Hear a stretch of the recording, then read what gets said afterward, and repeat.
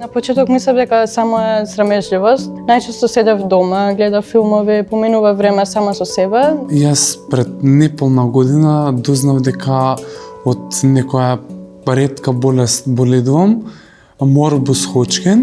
Atëherë, në fillim kur jam kthyer nga Zvicra, sigurisht shkolla kishte filluar veç se tashmë dhe unë duheshte të regjistrohem. U regjistrova pak më me vonesë se të tjerët. Тоа беше и за мене и за сите роднини пријатели еден голем шок.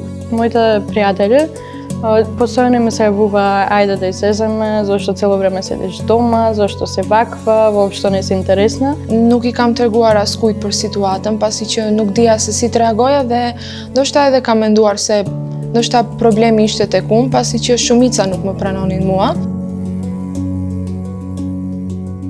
Кога јас ја добив мојата диагноза дека имам анксиозност и депресија, се чувствував поразбрано. Тоа беше првиот чекор што ми помогна да изнајдам решение. Сите беа тука заедно со мене, поддршка голема. Тука беа и предителите, ама најмногу од родителите. Më pas, nëna e saj kishte thënë se nuk ka rëndësi se ajo është një person I ri në rrethin tuaj, duhet pranohet, ju duhet ta pranoni dhe ta afroni atë. Да не се плашат да зборуваат за менталното здравје, сосема е во ред да не се чувствуваш окей цело време и дека никогаш не сте сами.